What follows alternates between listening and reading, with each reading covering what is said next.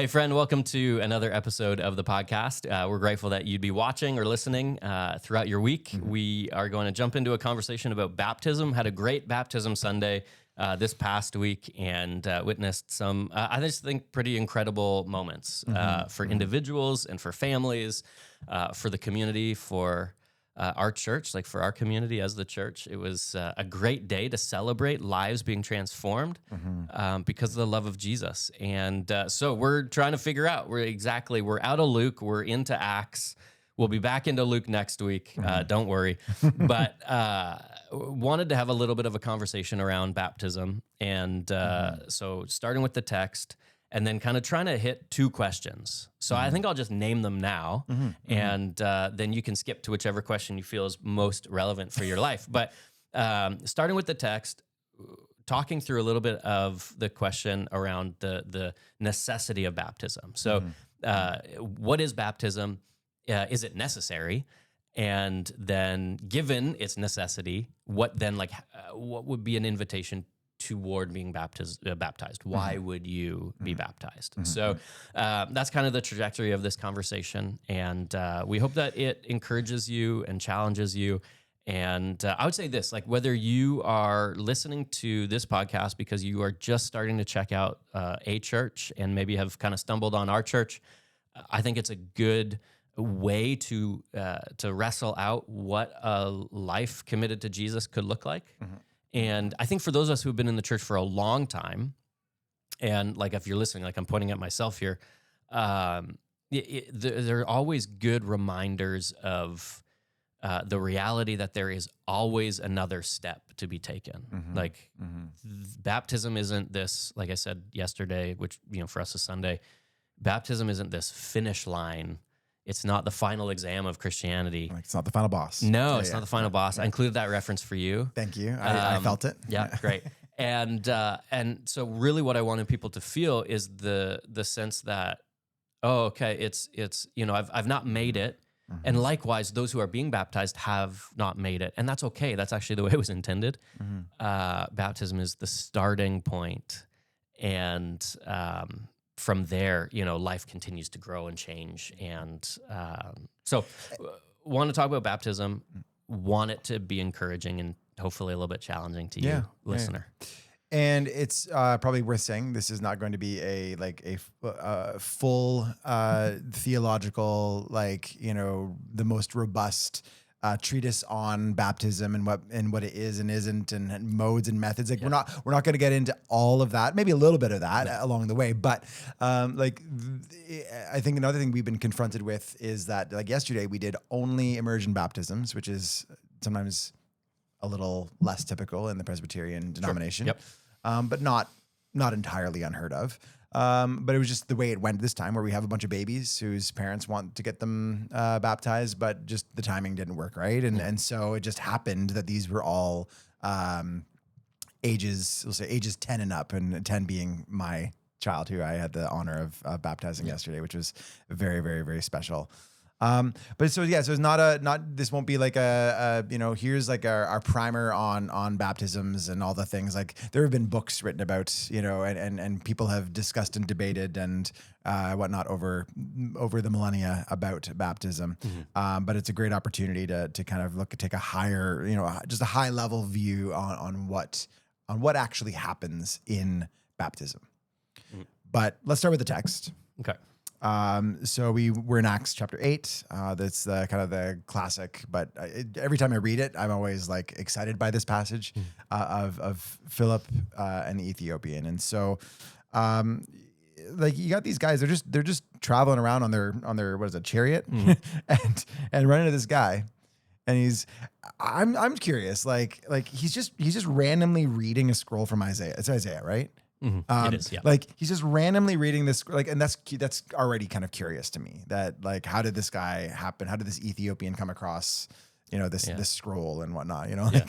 So you can back it up even further because it's a couple things are happening. So number one, Philip is actually sent. So at the very beginning, verse 26, now an angel of the Lord said to Philip, go south to the road, the desert road that goes from Jerusalem to Gaza. So not a great road to be on, desert road. What we don't know, if you start there like we did, what you don't know is that Philip has just been involved in this like explosion of conversions and ministry. Like the church that he's a part of, the community that he's a part of in Samaria is thriving. And at the height of that ministry in Samaria, God says, hey, Philip, go to a desert road and like leave your thriving ministry. And he does. So that's already like the first curious thing. We're like, okay, Philip is listening to the Holy Spirit. Philip's listening to God. And God says, leave the thing that looks by all intents and purposes like it looks like it's and it is thriving. I've got something different for you. And he goes. He encounters this Ethiopian who has, if we continue reading, has gone to Jerusalem to worship. Yeah. So we get this Ethiopian who's very clearly curious enough to travel and come and worship in Jerusalem. Now, we're not told too much more about this individual. He is a member of the court for Candace, I think it is, Queen of the Ethiopians. So he's in charge of all the treasury. So he's like high profile job. And he's gone to Jerusalem to worship. Very clearly, he's curious enough to be wondering about and reading this scroll from Isaiah, and that's kind of the moment that Philip enters the story. So like, there's a whole lot of things that are curious about this individual. Like, why is he in Jerusalem? We know he's there to worship, but okay, what does that mean? Is he worshiping at the temple? Very likely so. He's reading Isaiah. So there's a lot of different layers of this guy going on. And he's just got such a quick snapshot in the book of Acts. It's like he's there and then he's gone. So it leads me to a whole lot of other, like, well, I wonder what happened. Like, I wonder what happened when he got back. Yeah. And but at any rate, we don't want to go there today. But yeah, really curious. This individual is like a fascinating person. Very clearly, I think, curious about what's going on. And wherever he came from, like, it's clear that this is what Jesus said in Acts chapter 1. This is that coming to fruition. We see that happen in Acts chapter 2 with the giving of the Holy Spirit, but we see it initially here where Jesus says, "You will receive power when the Holy Spirit comes upon you. You will be my witnesses in Jerusalem, Judea, Samaria, to the ends of the earth." Right. Yep. So you're seeing that play out because like we've seen this concentrated in this geographical region, and now we've got this Ethiopian, which is way south. Yeah. Like it's not a small jaunt, right? It's a long ways from Rome. And considered in those days like the end of the earth. Yeah. Like they're already starting to see. This is your like missiology or like background, right? Yes, just like exactly. pumping through, which is great. Yeah. So this is exactly that. This is the gospel reaching exactly who Jesus says the gospel is going to reach. Yeah. And they get to see it in their lifetime, which how amazing. Yeah. So you get Philip who answers, like he's faithful to answer what God calls him to do. Think of other guys like in scripture, right? You get Jonah. It's like, hey, Jonah, go. He said, I'm not going to do that. I'm going to go in the exact opposite direction. It's almost like it's pictured as this, or it's framed as this comedy. Yeah. Right. And he's like, no, I'm not going to do that. I'm going to go in the other direction because I don't like those dudes that you're sending me to go hang out with in Nineveh. No, thank you very much. And then, fast forward and we get Philip who, like I said, is in this thriving ministry. And God says, I need you to go. And he says, okay. Yeah. And what is the fruit of that? Well, the fruit is immediately you start to see, like you've said, that the gospel reaches not only Jerusalem, Judea, Samaria, but now begins to reach the ends of the earth. And so he has this revelation about who Jesus is, basically. Yep. And they're like, okay, well, I should just get baptized. Like, what's going to stop me? I love the phrasing where he's just. What can stand in the way of my being baptized? Like it's so good. Yeah. Like it's so good. Like just the excitement. Like, hey, there's some water, and I think the fact that it's like a desert road of some kind gives credence to your like a puddle. Your thought. It could just be like a little puddle that is a little deep, Yeah. Oh. Now they go down into the puddle. Yeah. They come back up out of it. Yeah. So, but yeah, absolutely. So can I hop in here because I think like. Man, we didn't have time to talk about this, and I think I referenced, like I preached on this a whole lot of times. I love I love preaching through Acts, and that's a little bit of foreshadowing. Like eventually we'll get there. Like Luke, this is just the second. Like Luke is just part one. Exactly. So we get this individual who is so excited. I mean, this is the kind of the vibe you get. He's so excited about what is happening.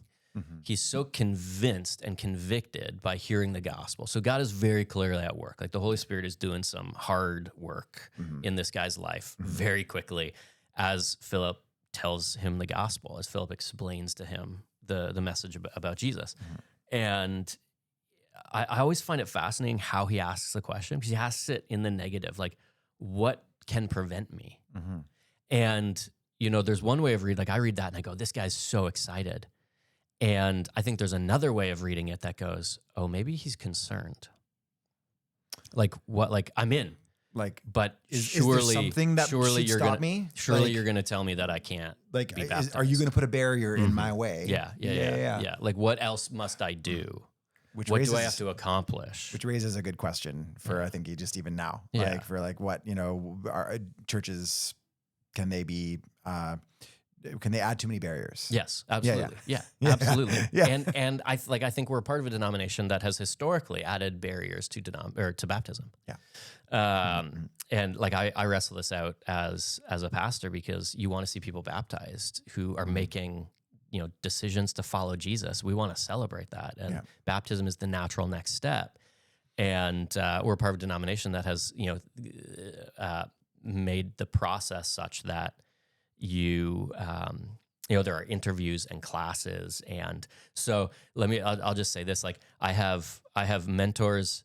One of my mentors used to say that he wished there was a year-long class for everybody before they were baptized. Right. And I go, oh my goodness. Like, and then I have another mentor, a coach who now you can sign at his church, you can sign up and be baptized the next Sunday. And so you kind of see like two opposite ends of that, like I'll call it carefully, cautiously, like gatekeeping spectrum, right? Yeah. Where it's like you have one opinion, which is a year of classes. We need to make it harder. We need to make it harder to be baptized, and which is probably out of a place of like, hey, we want people to take this seriously. Yeah, absolutely. Like there's So then on the other side, you have you sign up and then you can be baptized, and I think there are benefits to both of those approaches, and there are cons to both of those approaches. There are weaknesses, pitfalls, and so I think what we try to do is eliminate as many barriers as possible for people to be baptized, while also having conversations with people over the course of weeks or longer that help tease out the why behind the decision, and also have meaningful conversation around the what of the decision. Yeah. So does that make sense? Like we want people to think through, why are you being baptized and why now? And we want people to think through, what are you committing to when you are baptized? Like what does this mean to publicly declare Jesus as Lord and Savior and to be baptized? So those are just two helpful questions, I think, for us that help frame out all of baptism. Is like, why are you being baptized and why now? And what is it that you're committing to and what is happening in baptism? Because this is the other thing, is I think people have maybe sometimes a misunderstanding of what baptism is. So we can get into some of those questions. So I'm curious, and I think it may be helpful for you and I. You and I both have different experiences of baptism. I was raised in a non-denominational church. You were raised Presbyterian. You were baptized as an infant.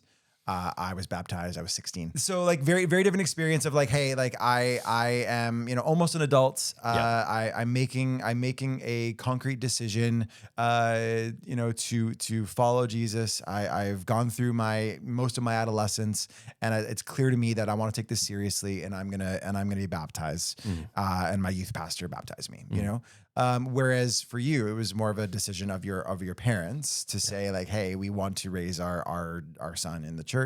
But maybe talk about a little bit of your experience of baptism from your perspective as an adult now. Yeah.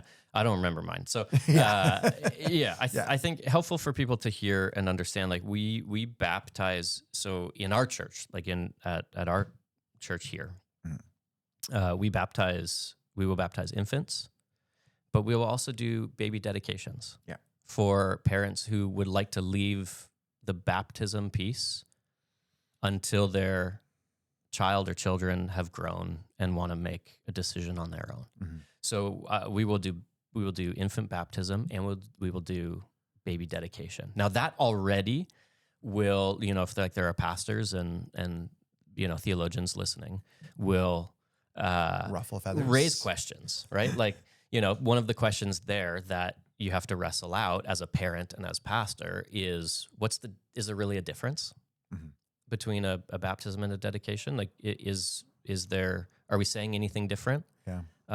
Is anything different happening? So, those are some of the questions there. We will baptize like older children, and certainly teenagers, youth, young adults, and adults. And, essentially once you get out of the, 5 and under range, and I say but, I think congregationally, our preferred method would be by immersion, which is also to sort of deviate from our typical, I'm using air quotes here, denominational practice, which is just baptism by sprinkling water. So we won't dunk babies. We'll sprinkle. But after 5, you're really in a position to be involved in the decision. And that's still primarily a decision of your parents. But, I think like a 6, 7-year-old, 8-year-old, like my, the age of my kids, they're involved in those conversations and they have questions, and they were baptized as infants, and they're asking me questions all the way through the service yesterday. Like my oldest stayed in for the whole thing. And so they're asking questions like, what's happening? This is different. And this wasn't how I was baptized. Like they're great conversations. So we will baptize, anyone and everyone, anybody and everybody, like infants by sprinkling, and adults by immersion. Yeah. And, that is sort of the method. Now, as I think about it theologically, I think the question really is what's happening at baptism? Like what is happening in the moment of baptism? And I think that in order for me to hold like the practice of baptism that I have, and I think that we have as a church, theologically what needs to be happening is entirely on God's side. Yes. And so regardless of whether you're an adult that has quote unquote made a decision, correct, or a baby that had no choice. Correct. Yeah. So baptism is a sign of the covenant that's made between God and humanity. Yeah. And that covenant can be initiated from God's side. Like that is the covenant that God makes with humanity. It's the covenant that we trace all the way back to Abraham. And it's the covenant that on Sunday we talked about in as simple a terms as possible, where God promises to be our God and where we promise to be God's people. So it's like a call and response. The covenant it doesn't begin with us promising to be God's people and then God saying, okay, fine, I will be your God. That's not how that relationship works. God promises to be our God, and then we respond by promising to be his people. So covenant initiated on God's side, and salvation initiated on God's side, redemption initiated on God's side. And baptism is really a sign of, we call it a sacrament, but it is a sign of Jesus's death and resurrection to new life, and our participation in Jesus's death and resurrection to new life. Yes. So in the same way that communion, which is our other sacrament in our denomination, there's nothing special about the bread and the wine, except that Jesus took the bread and the wine and said, these things represent my body, which is broken to you, for you and shed for you. So we don't believe in like transubstantiation, which is that in the Catholic Church, literally transforms into Jesus's body and blood as it is consecrated and prayed over and then received. Yeah. But we believe that they are signs and symbols of Jesus's death and resurrection. And we still say, this is my body. We don't say this represents my body. We say, this is my body broken for you. We say, this is my blood shed for you. So it's this declaration of, again, God's covenant toward humanity, Jesus's death and his resurrection. And there's nothing that we do in communion to make it any more or less sacred or holy. Like, it's not like if we buy the best wine possible, it's a little bit better. Or if we, we get the best grape juice, like fresh pressed grapes. I remember like I made grape juice one year, and that was great. It was so, and then we used it for communion at my former church. And so like on Easter Sunday, we baked bread as a sunrise service. So sunrise service, there was liturgy, we baked bread. And then I had brought this grape juice that I had made, and long roundabout story, like the fire department showed up when we were making this grape juice. Like, it was a lot of work because we were cooking on a gas stove for like 14 hours straight. So I set off the carbon monoxide detectors in the house, and the fire department had to show up and like use a big fan to blow out the basement. Just make, like, everything was fine, but like they're taking extra precaution. And anyways, I'm like, literally, I promise guys, like all I'm doing is making grape juice so I can take some to church and so, like that communion where we had fresh homemade bread and grape juice that like cost the fire department a trip because our carbon monoxide, detector was going off. That was not a holier communion because we worked harder It might have for been the elements. tastier.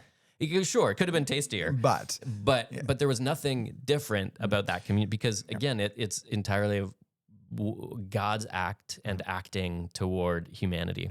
God's presence was no more or less present in that act than in an average Sunday across the world where they're doing communion. Correct. And so, whether you were sprinkled as a baby or whether you were dunked as an adult, there's no, like, that's not a greater or lesser baptism, right? In terms of its quality. The quality of that baptism is not greater or lesser. The salvific work of Jesus on the cross, so that is God's saving action on the cross, is the same saving action. Yeah. And so that's why I can hold this tension of, sure, like we will do infant baptism and we will do adult immersion. We will do baby dedication for parents who would like to, make a commitment in front of the church to raising their kids in the church and ask on behalf of the church, hey, church, we need your help. Would you raise our kid? And that not being baptism, even though the salvific work of Jesus on the cross is no different across those things. We would wrestle it out just pastorally based on where a family is at and where individuals are at. So I don't know if that gets entirely at your question about how I view it at this point. Well, no, I mean, it's helpful just to know as a church, we cast a little bit of a wide net in some ways because we are, Presbyterian, but also, functionally Presbyterian adjacent. Sometimes the experience for people on a Sunday might not feel like an average Presbyterian church. And so it's we get people from all sorts of backgrounds and theologies of baptism. Right. And so there is something, it's not my job, cause I grew up not doing infant baptism. Yeah. And somewhere in seminary, I was kind of converted, to not to Jesus, but that had already happened, but converted to a deeper understanding of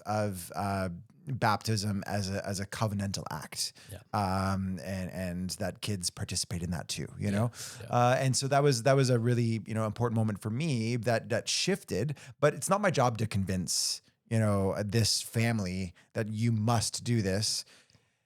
Because the act itself, and this is kind of, I guess we're getting into it, is not salvific unto itself. Yeah. Right. Yeah. And so maybe that kind of draws out the next question is, why ought someone get baptized? So I think there's a halfway step there too, which is it necessary? Yes. Because interesting. So one of the reformers who wrote the strongest about, like, in defense of infant baptism, would be Martin Luther. And interestingly, like, Martin Luther said that baptism is necessary for salvation.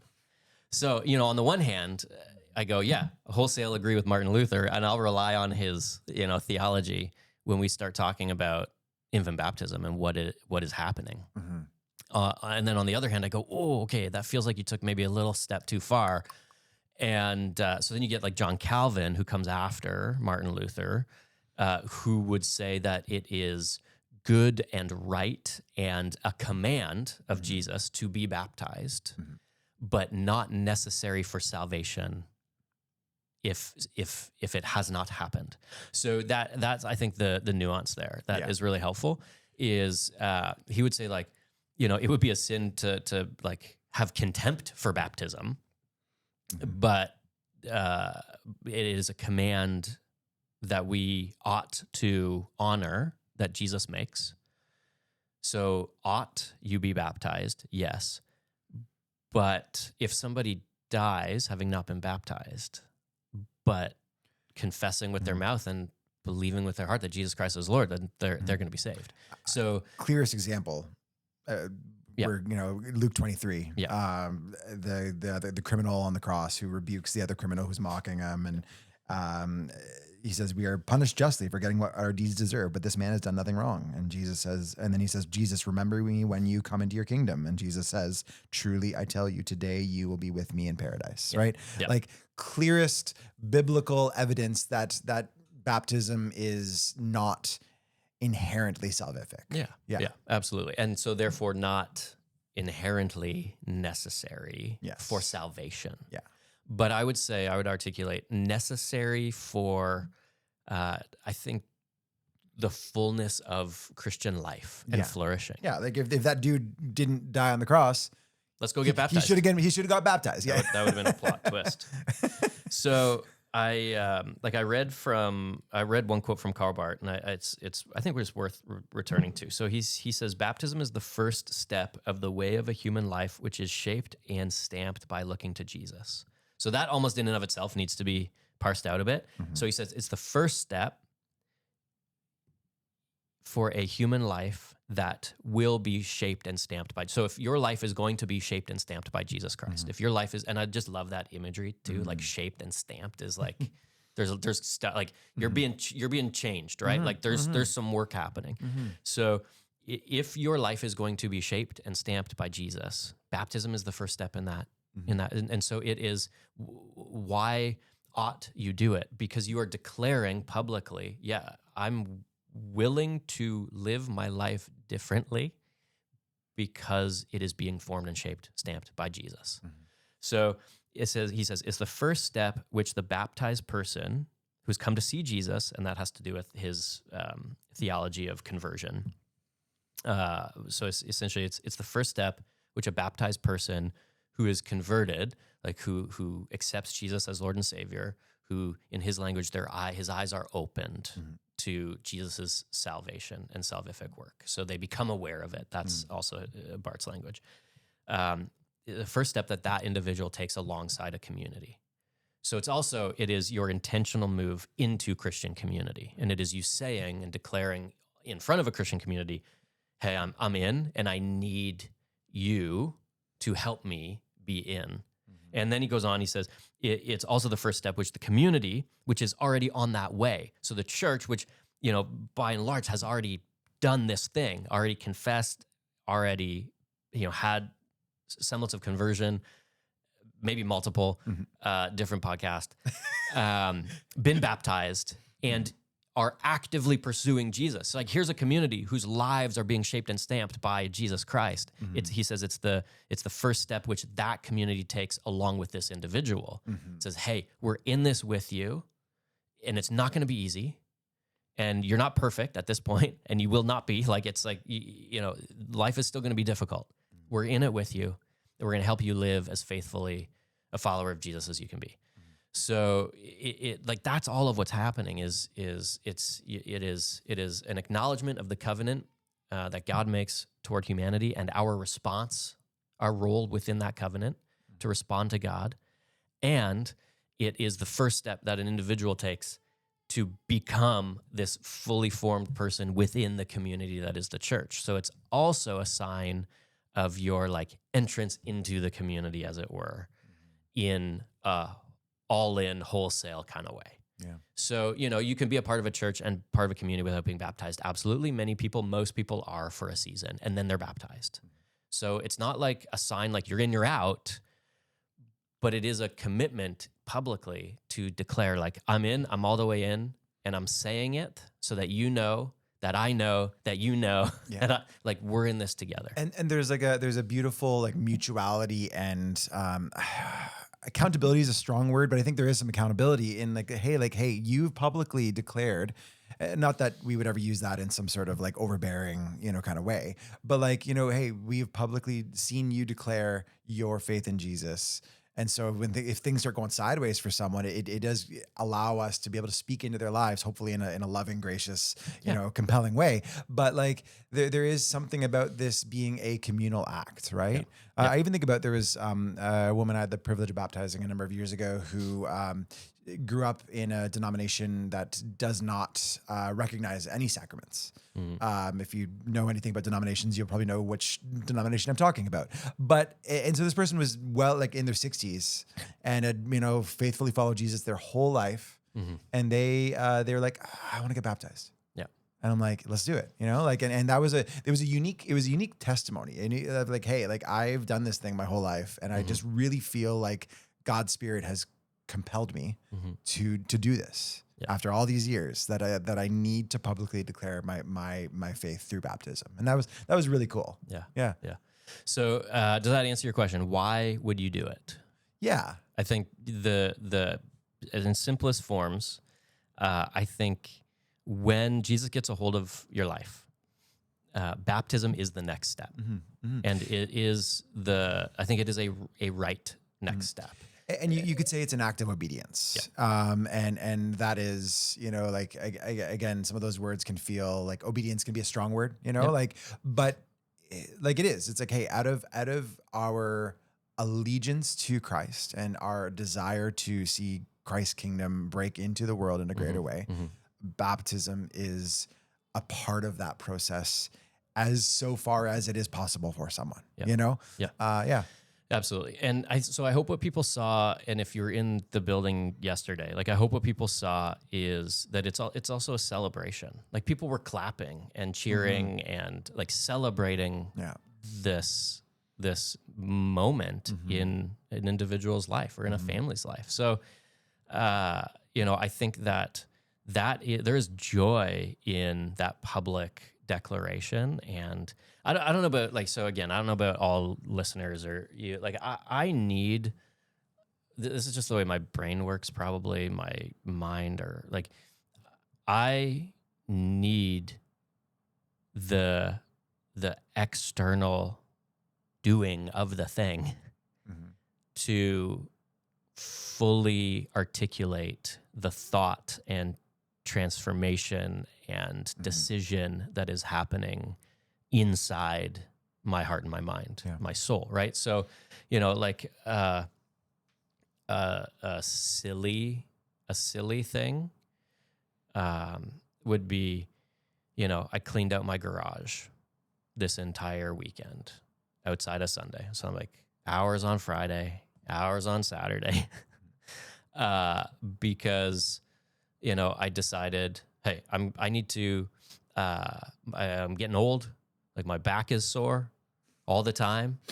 Like I can't sit for too long because my back is sore. And then I can't like stand up. Like it's like all over the place. Like I'm just getting old. It's a problem. And so I'm like, you know what? I need to do something about it. Yeah. And so I went and cleaned my garage because I set up some exercise equipment out there. Like the doing of the thing, you can't just decide. So here's the analogy, the poor analogy. You can't just decide I'm a healthier person. I'm going to be healthier. I'm going to make a decision to be healthier and not change anything in your life around it. There are tangible steps and processes that have to take place for the thing to happen. Yeah. Now, where that falls apart is what we've just said, which is baptism is entirely about what God is doing in your life. Yes. But I think there's something joyful and exciting and life-giving about acknowledging that and then saying, I'm going to do this thing. I'm going to stamp this moment. I'm going to mark it. It's like, you watch a hockey player who left your favorite team get a hat trick for his new team, and then just a random example. Hasn't happened.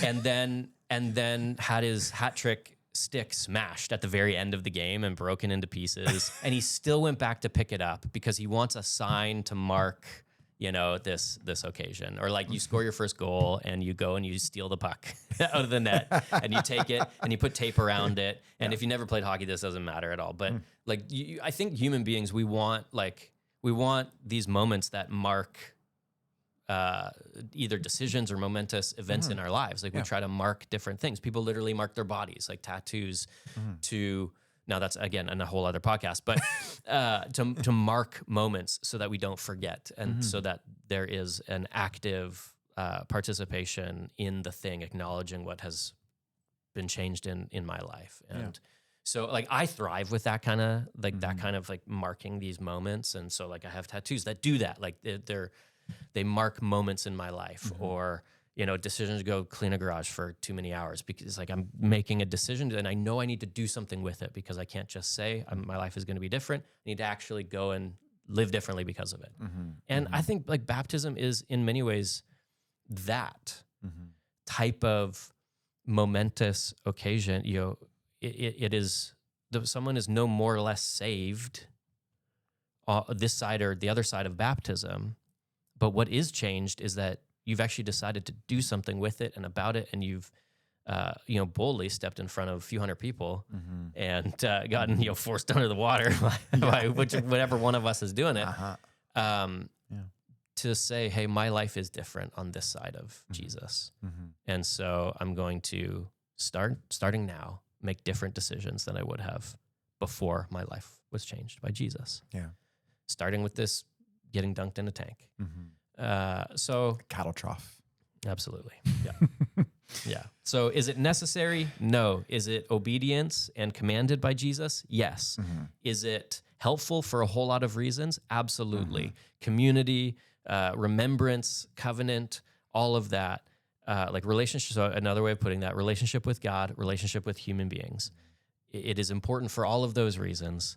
And it's good for the church too. Like, I mean, yesterday was like, we just kind of walked in this morning, be like, man, like what a great day, what a great, like, it was just a beautiful moment to mark our church, to say like, hey, we like 5 people got baptized. We had 4 new members come in as well. And that was also beautiful in its own way, but just like, what a great thing for a church to be able to rally around and celebrate and support those individuals. And like, it's one of those struggles where like, I would say this without judgment, because every church is in a different situation. But if there is not a regular rhythm of baptisms, infants or adults, like that's a problem. Like that's a problem that ought to be explored and examined. Why isn't this happening? Like it is a sign for the individual, but it's also a sign of life and goodness in the church. Yeah. We say every Sunday that we want your lives to be transformed because of Jesus. Yeah. And Baptism Sunday is the clearest evidence of that happening in people's lives, because they are saying my life is different because of Jesus, so much so that I'm going to go do this thing that I would not otherwise do. Right? Like that's a weird thing. There, no other community really is doing the same thing. Yeah. Like the church is, in the same way that the church is. So it is. I think it's a beautiful sign for the individual. It is a beautiful sign for families. It's a beautiful sign for the church itself. You're right. Because like we've said, we say all the time that this is what we're about and what we want. And that this is the clearest sign of that actually taking place. I think people walk away just fired up. I talk to people who've been in the church for their entire lives, like 60, 70, 80 years. And they walk away from Baptism Sunday just completely fired up because of what Jesus is doing. I'm like, you were baptized 82 years ago. You're like, I don't care. Like, I'm excited because Jesus is actually still changing people's lives. And, I think the danger for the church is it can be easy to forget that. And so God forbid, like, let's never forget that Jesus is actually changing people's lives today, still 2026. And we celebrate that every single time we do a baptism. Amen. So that sounds like a good place to close out, I think. Yeah, absolutely. We hope that this has been encouraging to you. I would say this as a last word: if you can answer those same questions about baptism and have not been baptized, we would love to connect with you and talk about what that could look like for you at the church. We'll fill the tank again next week if we need to. Yeah. Until next week, we hope you have a great week. Have another conversation with somebody about faith, and we'll see you in the next episode.